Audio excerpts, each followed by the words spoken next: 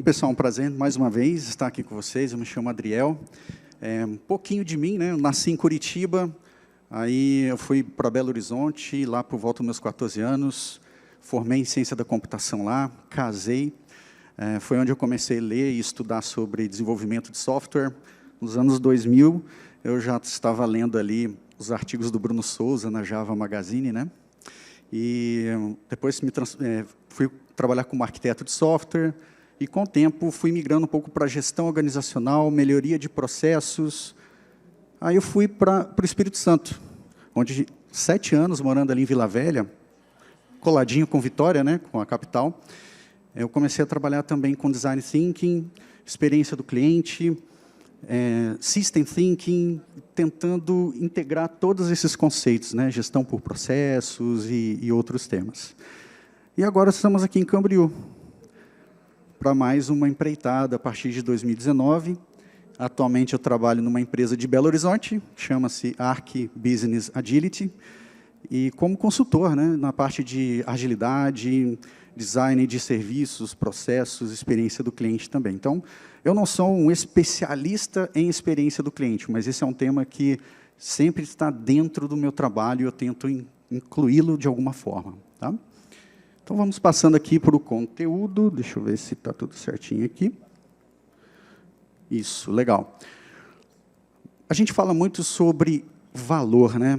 A gente quer entregar valor ao nosso cliente. Mas o que é entregar valor, pessoal? Olhando para essa foto aqui, a gente começa a entender de forma muito simples. Qual dos dois papéis higiênicos limpa melhor? Eles cumprem a mesma função, certo? Eles entregam o mesmo benefício para o cliente. Só que veja que valor não é simplesmente o benefício funcional daquilo que eu estou entregando, não é simplesmente limpar, né? A gente está trazendo aqui um segundo elemento que talvez seja tão importante quanto, principalmente no mundo de serviços, que é a experiência. Então, aquelas pontinhas dobradas ali, pessoal, embora talvez a gente nem se dê muito conta do que está acontecendo, mas é justamente a experiência. O que ela te diz? Te dá uma sensação de tranquilidade, de conforto, e você talvez nem pense nisso, mas, opa, alguém passou por aqui, alguém cuidou disso, né? É uma mensagem experiencial. E como é que funciona a questão das experiências, né? Isso tem a ver com um pouco de neurologia. Como é que acontece o processo que o nosso cérebro capta estímulos que nós recebemos, seja ele visual, olfativo, auditivo. O nosso cérebro está sempre processando e trabalhando esses estímulos em duas vias. Uma via que é extremamente rápida e a outra que é lenta. A via rápida, ela vai diretamente ali para a amígdala, que é onde nós temos rotinas pré-programadas, as nossas emoções básicas. E muitas vezes a gente não se dá conta. Daniel Goleman, que se tornou pai, né, da inteligência emocional, ele fala que muitas vezes a gente tem um sequestro da amígdala, que é quando a gente tem uma reação emocional tão poderosa que só depois a gente se dá conta, quando a mensagem chega lá no córtex, que é processada, avaliada, a gente vê, poxa, eu fiz aquilo ali, não era para ter feito. Mas por quê? Porque as emoções estão ali trabalhando de forma instintiva. E é isso que acontece. Por isso que, quando você pergunta para o seu cliente, como é que foi a sua experiência? Ele simplesmente vai ter uma visão consolidada. Ah, foi muito boa. Mas onde que a sua experiência foi boa? Talvez ele nem saiba dizer que aquela pontinha do papel higiênico foi um dos fatores que contribuiu para a experiência dele. Então, aqui, o que a gente quer fazer na nossa conversa é pensar em 9 coisas, 9 princípios, que podem nos ajudar a desenhar uma excelente experiência do cliente, levando em consideração esses fatores, que talvez ele não se dê conta, mas a gente vai estar por trás ali trabalhando. Tá? Então, o primeiro princípio, pessoal, considere os detalhes. Esse designer, né, ele é um designer alemão, olha que legal a frase dele, né? Um bom designer ele é minucioso no detalhe, né? Nada deveria ser arbitrário ou deixado ao acaso. Aí funciona mais ou menos assim. Imagine que a gente faz parte de uma empresa de companhia aérea e nós queremos, então, entender os detalhes da jornada do nosso cliente. Uma das formas seria a gente se colocar no lugar das nossas personas, né, e usar um modelo simples como esse, assim. Bom, eu como cliente, eu quero planejar minha viagem, encontrar a melhor tarifa, eu quero comprar o bilhete, fazer as malas, ir ao aeroporto, até chegar no final ali e chegar no destino, o 17º passo. Então, aqui a gente começou a entender os detalhes da jornada do cliente. É suficiente? Ainda não. Ainda não. Antes da gente mergulhar um pouquinho mais, uma dica, né? Existem algumas áreas sombreadas na experiência do cliente que atualmente não são tratadas, principalmente nesse serviço, que é um serviço tão comum que a gente conhece, né? Os itens que estão marcados ali em vermelho, né, como planejar a viagem, encontrar a melhor tarifa, comprar o melhor bilhete, são muitas vezes os itens que nós trabalhamos a experiência. Construímos uma boa interface de usuário, uma forma fácil de comprar, mas nos itens ali mais pretinhos, né, são locais onde a experiência do cliente é pouco explorada. Fazer as malas, o processo de passar pela segurança, que sempre é um negócio muito chato, não é verdade? São áreas da jornada que, só de olhar de forma macro, como a gente está fazendo aqui, nós poderíamos pensar em melhorias. Mas vamos dar um zoom para a gente chegar nos detalhes? Então, imagine ali, fazer o check-in, 6º passo. A gente poderia detalhar mais ainda, como é que é ali a sequência de tarefas que o cliente faz. Ele coloca as malas no carrinho, transporta essas malas até a fila, espera na fila, apresenta documentos, coloca as malas na balança, paga excesso de bagagem, se for o caso. Ei, estou na palestra. Espera os tickets, recebe esses tickets, guarda, e aí ele precisa saber para onde se localizar. Perceba que nesses micro detalhes, há muitos itens de experiência que a gente poderia explorar. Você, por exemplo, já teve uma situação em que a sua mala estava muito pesada, e aí você tem que fazer uma força grande para colocar ali? Será que isso a gente não poderia melhorar a experiência? Então, quando a gente investiga os diversos detalhes, temos a oportunidade de melhorar a experiência do cliente em pequenos momentos.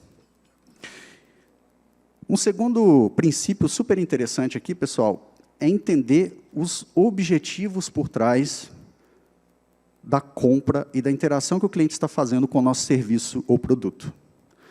Então, perceba, né, essa frase do Theodore Levy é muito interessante, né? As pessoas elas não querem comprar uma furadeira e uma broca de 6 milímetros. O que elas querem é o benefício disso, que é o quê? Um buraco na parede de 6 milímetros. Então, se eu tiver uma outra forma de fazer isso, eu vou fazer. Então, pergunte-se, por que o meu cliente quer comprar o meu produto ou serviço? Um exemplo bem simples aqui que a gente poderia brincar seria o seguinte: por que alguém compraria uma máquina fotográfica? De imediato, uma resposta óbvia, né? Ah, porque a pessoa quer tirar fotos. E aí, o que você vai fazendo? Tá, mas por quê? Sabe aquela brincadeira de criança? Por quê? Por quê? Por que ela quer tirar fotos? Ah, legal. Ela quer capturar um momento ou uma cena. Mas por quê? A gente está tentando chegar agora nos super objetivos. Por que alguém quer capturar um momento ou uma cena? Parece simples, né? Mas quando a gente cutuca essas perguntas, começa a revelar as reais intenções dos clientes. Por quê? Porque as pessoas querem compartilhar, por exemplo, com amigos e familiares. E isso é o que deu luz a coisas como smartphones e os aplicativos tão poderosos que nós temos hoje em dia. Porque, até então, né, a gente tirava foto, colocava num álbum bonitinho e ficava doido para alguém nos visitar para a gente mostrar os álbuns, né? Agora, não. Foi-se trabalhado de uma forma onde essa experiência, ou esse objetivo, ele é atingido instantaneamente. E existem também os objetivos ocultos, né? Aqueles que, quando você perguntar para o cliente, ele nunca vai te dizer. Por que alguém compraria uma Ferrari? Bom, talvez a pessoa diga, né? Eu gosto de carros esportivos, gosto de carros fortes, né? É meu sonho de consumo. Mas talvez, por baixo ali do iceberg, por baixo do que você está vendo, as intenções sejam outras. E nem sempre são objetivos que as pessoas querem revelar. Né? A pessoa quer, muitas vezes, demonstrar poder impressionar outros, né? Uma questão de status, mas coisas que as pessoas não admitiriam. Só que, quando a gente satisfaz esses objetivos, nós estamos trazendo uma experiência fantástica para os clientes. Terceiro princípio, calce os calçados do seu cliente e viva a jornada do seu cliente. Então, quando você faz isso e experimenta o seu próprio serviço ou produto, vai te dar a oportunidade de perceber coisas que, talvez, sentadinho no ar-condicionado do seu escritório, jamais você perceberia. E isso é trabalhar a experiência do cliente. Então, imagine esse cenário aqui. Isso é um caso real, a gente pegando um serviço coletivo, isso lá no Espírito Santo. E aí a gente percebeu o seguinte, olha, a pessoa quando entra no ônibus, né, como é que é a experiência de alguém que usa esse serviço? E repare que aqui a gente não está falando só do cliente. Talvez uma sugestão aqui, né, seria a gente trabalhar human experience, e não apenas do cliente, que seria, no caso, a passageira, né, que está ali com o sol batendo no rosto. Né? Será que a gente poderia melhorar isso? Talvez você não perceberia isso se você não pegasse um ônibus. Então, a importância de você consumir o seu produto ou serviço. E no caso do motorista, olha que interessante, pessoal, ele colocou ali um improviso que, na opinião de vocês, afeta ou não a segurança do transporte? Olha, perigoso, né? Bloqueou o campo de visão dele ali, pode gerar outros acidentes. Então, talvez, analisar essa experiência, a gente estaria beneficiando não só os passageiros, mas todos que estão envolvidos ali nessa jornada. Uma película que filtre, né, adequadamente os raios solares. Ah, mas é caro. Tá, mas quanto é caro, mais caro ter que cobrir os acidentes causados por uma situação como essa? Para a gente pensar. Quarto princípio. Toda a experiência excelente do cliente, ela diminui ao máximo o esforço que o cliente faz para consumir o teu serviço ou produto. Então, isso envolve pensar que toda vez que a gente tem iterações que sugam o tempo e a energia dos nossos clientes, rapidamente eles vão querer trocar por experiências mais simples. A gente sempre quer mais fazendo menos. E é isso que os nossos clientes querem. Então, a gente pensa, né, quais são os números de tarefas que os clientes executam? Qual o esforço que ele precisa fazer para executar aquela tarefa? Imagine você como um cliente do governo tendo que preencher o imposto de renda. É uma coisa deliciosa de se fazer, né? O esforço que alguém tem que fazer para consumir o teu serviço vai dizer, né, formulários imensos que talvez você pede para o cliente preencher 3, 4 vezes com os mesmos dados. Né? Pensar bem nisso. Tempo de espera é um item óbvio que consome energia dos nossos clientes, ficar parado esperando. E conveniência. Será que nós estamos abertos e funcionando nos horários que são mais convenientes para os clientes? O acesso dele ao nosso serviço, será que ele precisa se deslocar geograficamente muito para encontrá-lo? Como é que é para encontrar online o nosso serviço? Isso também nos leva aqui a um quinto princípio, pessoal, que é o processo de decisão e escolha. Perguntinha, você seria mais feliz indo numa sorveteria que tem apenas 3 sabores ou numa sorveteria que tem 40 sabores? A gente acha que é na de 40, né?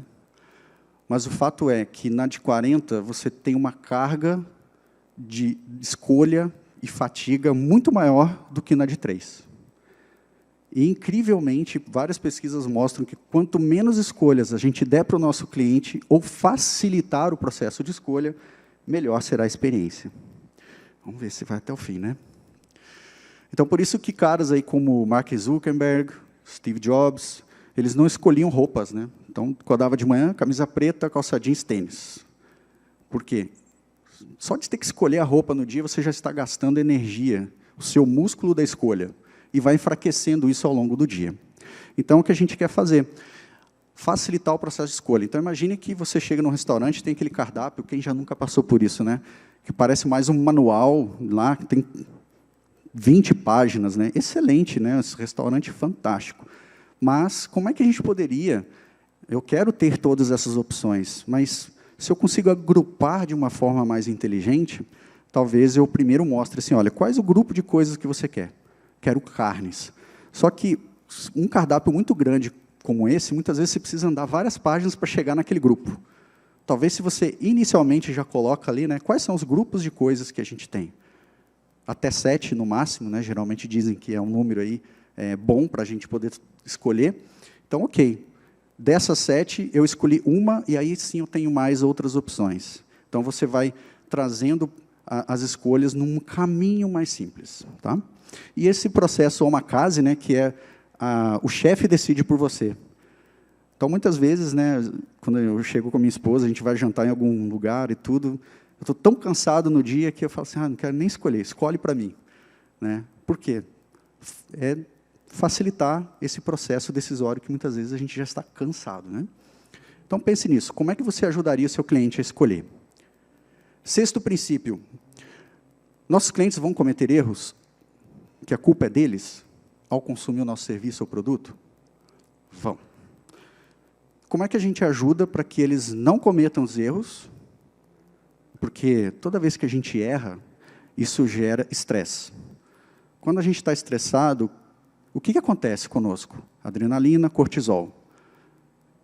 E a gente fica mais propenso a cometer mais erros ainda. É por isso que, às vezes, a gente já liga para o serviço de atendimento xingando. Né?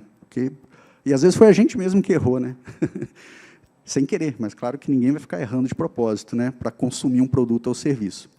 Então, quando a gente ajuda os nossos clientes a não cometer erros, né, por exemplo, os japoneses usam muito esse princípio do pokai-oke, que é você não tem como fazer errado. Né? Uma tomada, por exemplo, naquele formato ali, não tem como você colocar ela no plug ali de forma errada. Então, é especialmente desenhado aquelas iterações para que o cliente não erre. Isso é fantástico. No mundo de serviços, é um pouquinho mais difícil, porque as coisas são mais virtuais, mas, mesmo assim, ainda a gente consegue pensar em coisas. O Waze, esses dias eu achei muito legal, né? Estacionando o carro, depois, aí ele, você chegou ao seu destino. Cuidado para não esquecer a criança no carro. Olha que legal, né? É um pokai-oke, que a gente fala que é soft, né? O hard é esse, que você realmente não consegue ir para frente ou executar a sua tarefa de maneira errada. O soft pokai-oke é aquele onde você tem alertas, exibições, avisos, ou formas em que você está dando alerta para a pessoa de que ela pode cometer um erro. Mas, mesmo assim, um outro exemplo aqui, antes da gente passar para o próximo ponto, imagine aquele caso nosso da companhia aérea. Né? Então, onde é que ele pode errar? Bom, esquecer algo é muito normal. Né? Você vai fazer uma viagem, esquecer coisas. Tem a ver diretamente com o teu serviço? Bom, é a responsabilidade do cliente decidir e lembrar das coisas que ele precisa levar. Mas olha onde entra a experiência do cliente. Que tal você, de repente, manda um e-mail, um WhatsApp, alguma mensagem na noite anterior, Adriel, sua viagem é amanhã, hein? Você está esquecendo disso, disso, disso, disso, disso? Coisas que todo mundo esquece. Quem já viajou para fora do país e tem uma coleção de adaptadores de tomada, né? Porque toda vez que você viaja, esquece, aí você volta para casa com um novo. Né? Então, são formas da gente pensar, né? Que poderíamos ajudar o cliente a evitar cometer erros. E quando o cliente cometer erros, e aí parou de passar, desliga, liga, foi, não foi? Aí. A gente dá um jeito do cliente fazer o Ctrl Z, né? Desfazer os erros que ele fez. Então, se você compra uma passagem aérea, por exemplo, hoje, aí você errou, né? Ai, cara, selecionei errado o dia lá. Hoje você não consegue facilmente desfazer isso sem um grande custo para você. E isso aumenta o nível de estresse. Sétimo princípio, explore bem as expectativas. Como é que funciona, geralmente, né? Não há nada mais destrutivo para a experiência do que expectativas frustradas. E o tempo todo, nossos clientes estão projetando expectativas sobre o nosso produto ou o nosso serviço. Funciona mais ou menos assim, né? Você olha aquelas imagens bonitas ali do hambúrguer, né? Fotos maravilhosas, e tem um asteriscozinho ali, imagens meramente ilustrativas. Pelo amor de Deus, não façam isso, né? Porque daí quando chega para você aquela coisa michuruca, né? Você olha, ai. Só que hoje a gente está tão acostumado com isso que a gente não tem mais uma expectativa de que a gente vai receber a foto. Olha que doideira o que aconteceu com a gente. A gente não espera mais receber aquilo que a gente está olhando, porque a gente já se acostumou de que a gente sempre vai receber menos do que aquilo que a gente quer. Ainda bem que eu não estou movimentando muito, senão eu tropeço aqui, tudo solto já, os cadarços. Expectativas, pessoal, funciona mais ou menos assim. Se você não diz exatamente para o cliente o que esperar, ele vai fazer previsões com base em experiências passadas. Então, quando ele usa as experiências passadas, através das suas memórias, as associações, ele faz previsão e ele cria um quadro do que ele quer, do que ele vai receber. Se você atende aquilo, ótimo, o cliente fica feliz, dopamina no cérebro, ele se sente bem e talvez queira voltar mais. Porém, quando a gente não diz claramente e frustra, aí a gente já viu ali os resultados, né? Então, esse aqui é um exemplo interessante para ilustrar isso. Eu comprei essa cafeteira, gosto de tomar café moído, né? E a primeira vez que eu fui usar, deu um cheiro forte de queimado, uma fumaça. Na hora eu tirei da tomada e falei, olha, está estragado esse negócio aqui. Entrei em contato, né, com a empresa, eles me deram um código para devolução, imprimi, beleza, empacotei, coloquei na caixinha, fui no correio, chegou lá no centro, né, de tratamento, e alguns dias depois, olha o tempo de espera, olha o esforço do cliente, todos os princípios que a gente estava falando mais cedo, né? A minha experiência já não estava mais boa com aquilo ali. Sem falar no fato de que o produto tinha, aparentemente, um defeito. Só que não era um defeito. O que aconteceu? Eles me ligaram e falaram, não, André, é porque essa maquininha de moer café, ela tem tipo uma películazinha de óleo que, na primeira vez, ao esquentar, e pode realmente acontecer isso. É normal, no primeiro uso, em alguns casos, isso acontecer. Ah, tá. Então, por que você não pôs um adesivo bem na frente ali, me dizendo que isso poderia acontecer? Porque aí eu já saberia. E olha quanto de custo você teve, eu tive, de estresse, simplesmente porque você não definiu as expectativas de maneira correta. Então, é isso. Pensem bastante nas expectativas, né? A Amazon é legal, esse exemplo, porque o tempo todo, na navegação, ele está definindo expectativas para você. Como é que é o produto, e para te fazer isso, fotos em vários ângulos, o preço está bem estampado, quanto que você vai pagar de transporte, de frete, qual é o prazo de entrega, né? Então, as expectativas já estão na tua cara ali. E, muitas vezes, falando de prazo de entrega, a gente sabe que eles acabam superando, o que traz para a gente ainda emoções mais positivas. Oitavo princípio, projete as emoções que você quer despertar no cliente. Dificilmente a gente desenha esse tipo de coisa, né? Acontece que a gente é escravo das nossas emoções, e são as pequenas emoções ao longo da jornada que somam-se e se tornam a grande experiência do cliente. Então, um exemplo é você, ao desenhar uma jornada, acho que muitos aqui conhecem esse princípio, né, que é você desenhar passo a passo o que o cliente faz, desde antes de consumir o teu serviço, durante o consumo e pós o consumo. Então, você está desenhando ali toda a jornada. Para cada etapa, você começa a identificar que emoções hoje o cliente pode ter pela situação atual do teu serviço. Aqui acontece do cliente, muitas vezes, ficar preocupado. Aqui ele fica cansado, ansioso, porque ele não está sabendo do resultado da previsão de entrega. Então, você mapeia as emoções que, muitas vezes, vão estar nessa lista aqui. Uma lista de emoções negativas. Né? Calma, neguinho. Vem aqui. Aí, raiva, né? Quando um objetivo é obstruído, aborrecimento, quando você exige muito esforço do cliente. Então, isso aqui poderia ser um depara, né, para a gente identificar, né? Olha, que tipo de emoção dessa listinha e outras a gente tem acontecendo ao longo do nosso produto ou serviço. São emoções que a gente não quer, de forma alguma, que o cliente tenha. E se ele está sentindo isso, né, dúvida, vergonha, frustração, nós queremos desfazer isso o mais rápido possível. Mas, por outro lado, a gente tem as emoções positivas, que a gente pode tentar projetar. A gente pode tentar desenhar para os nossos clientes. Né? A gente quer trazer calma e relaxamento em determinado ponto da jornada, a gente quer trazer orgulho, interesse, surpresa positiva. Ok, então, nesse ponto aqui, eu vou tentar fazer algo que o meu cliente se sinta dessa maneira. E aí, quando estava pesquisando isso, né, eu também pensei aqui numa outra emoção, que é essa.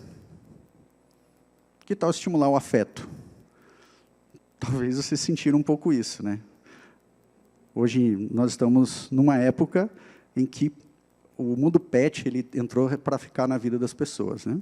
Então, quem de vocês já entrou num estabelecimento, num restaurante, enfim, e tinha um petzinho lá que aquilo transformou tudo para você?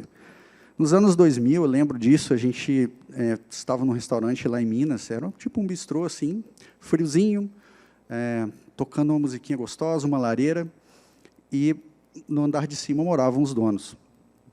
E tinha uma escadinha caracol que descia até a parte do restaurante.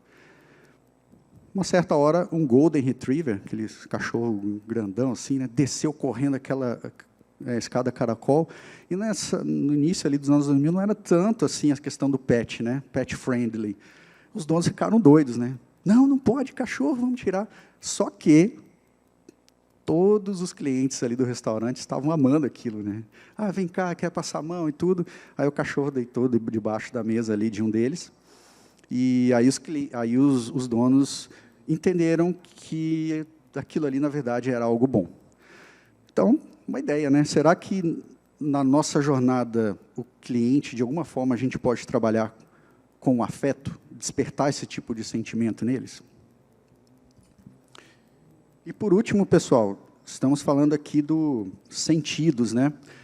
Toda experiência que... Opa! Aí. Toda experiência que estimula nossas capacidades sensoriais conquistam os nossos corações, né? Então, vamos falar um pouquinho aqui dos 4 sentidos. Visão, a gente considera como sendo o sentido, uma frase que diz, né, que é o mais sedutor dos nossos sentidos, porque através delas a gente consegue inferir as outras coisas também, né? Então, olhando para algo, a gente consegue pensar na textura, a gente consegue saber se é pesado ou não, quente ou frio, né? Às vezes a gente pode até imaginar o gosto, né? Então, tudo que o cliente vê na jornada que ele está consumindo o nosso serviço ou produto, deveria ter uma aparência agradável. Materiais impressos, o ambiente em si, o próprio produto. Quantas vezes aconteceu com você de estar num restaurante e você não sabe o que pedir, mas, de repente, passa um prato bem bonito assim, e você olha para o garçom e fala, quero um daquele também, né? Exatamente, né? A aparência é algo que tem que ser levado em consideração. Tato é algo também que a gente pode explorar bem, né? Tudo que a gente encosta, e aí pense, que coisas o meu cliente ele toca? Qual é a textura dessas coisas? Ele vai assinar um contrato, como é que é esse papel que ele pega? A gente poderia trabalhar com isso, trabalhar com sensações como quente, frio, áspero, macio, lugares que a gente pisa, interruptores, maçanetas de porta, coisas que a gente pode pensar nas experiências sensoriais. Olfato é algo muito legal, né? Às vezes a gente sente um aroma de algo que nos remete à infância. Então, vocês conhecem provavelmente empresas que têm a marca registrada do olfato, né? Aqui em Santa Catarina existe a M. Martin, a loja de tecidos. Aí, tecidos não, né? Equipamentos de cama, mesa e banho, né? Tecidos é a Karsten, que também tem esses produtos. Estou aprendendo tudo aqui sobre o Sul ainda, tá, gente? Ok, eu quero aquele aroma da M. Martin, então virou, né, uma marca registrada. Época de pandemia, todo lugar que você vai tem lá um alquinho, né, gel, para você higienizar as mãos. Aí você chega, esses dias a gente foi, né, Fernanda, num estabelecimento, e tinha lá um alquinho da Giovanna Baby. Você aperta aquele cheirinho gostoso. Que gostoso. Experiência sensorial. Então, a gente pode tentar estimular isso. Que tal aquele cheirinho de café? Né, o cliente chega para você e, às vezes, você faz o café não pelo café, mas pela sensação aromática, né? A audição também é algo que a gente pode explorar bem. Quais coisas o nosso cliente escuta? Como é que é o ambiente ali onde ele está? Tem muito ruído, muito barulho? Que tipo de música ele gosta? Uma pesquisa feita com uma empresa de vinhos uma universidade, né, descobriu que o tipo de música que tocava no ambiente influenciava a compra de tipos de vinho. Então, música francesa, aumentava-se a taxa de venda de vinhos franceses. Música italiana, vinhos italianos. E aí perguntaram para os clientes, quantos deles, né, se deram conta de que compraram aquele vinho por causa da música? Pouquíssimos. Porque, como nós vimos, a experiência é algo emocional. A gente não se dá conta de que ela está nos dominando. E a audição também é algo que revela a qualidade do produto, muitas vezes. Uma batata frita da Elma Chips, por exemplo, né? Se ela não fizer aquele barulhinho, crack, opa, isso aqui não está bom. Então, pensemos nisso. Paladar. Então, comida e bebida sempre foi algo social, né, que envolveu as pessoas. Então, a gente pode pensar, será que ao longo da jornada do meu cliente eu posso inserir algum tipo de alimento aqui? Né? Brindes, muitas vezes, que as empresas dão, canetinha, agenda. Que tal a gente dar um brinde com coisas comestíveis também? Então, dessa forma, a gente estaria aí estimulando a experiência do nosso cliente em vários domínios. Vamos. Foi? Não foi? Acho que não quer mais funcionar. Ah, tá. Esse ponto é importante, pessoal. Compense as privações sensoriais. Então, muitas pessoas têm, sim, dificuldades, né, de algum tipo de deficiência sensorial. Então, se eu tenho problemas de visão, como é que eu exploro os outros sentidos para levar aquela experiência que não pode ser absorvida por aquela pessoa? E um outro detalhe super importante, que muitas vezes a gente pode se aproveitar disso, é oferecer um break sensorial. Por quê? O tempo todo a gente está sendo estimulado, né? Barulhos, notificações de celular, músicas. Então, se você oferece para o teu cliente um espaço onde ele simplesmente você desliga um desses sentidos, você está oferecendo uma experiência de calma e relaxamento, muitas vezes. Então, às vezes, ao invés de explorar, seria tirar. Ok? Muito bem, pessoal. Então, último slidezinho aqui, é só para a gente relembrar juntos os 9 princípios que nós conversamos aqui. Atenha-se muito aos detalhes, entenda os objetivos dos seus clientes, calce, né, os sapatos dele, viva a jornada, identifique os pontos ali de dor, você mesmo, porque o cliente dificilmente vai dizer para você onde que isso aconteceu, mas você consegue perceber. Tire a carga, em vez de fazer para o cliente, pense em fazer pelo cliente. Como é que eu posso tirar essa tarefa e fazer no lugar dele? Facilite escolhas, não deixe o cliente errar, se possível, brinque com as expectativas, defina claramente as expectativas, se possível, supere aquelas expectativas. Não se esqueça que superar expectativas pode incluir em muitos custos internos, então, você precisa equilibrar bem para não servir demais o seu cliente. Mas, em determinados pontos, causar essa surpresa positiva pode ser extremamente benéfico, desde que não seja extremamente caro para a tua organização. Projete as emoções que você quer despertar no cliente e explore os sentidos. É isso, pessoal. Chegamos aí ao fim da nossa conversa de agora e conseguimos ter a vitória de sobreviver aqui e até dar um soninho para ela, né? Espero que vocês não tenham dormido como ela, tá bom? Obrigado, pessoal.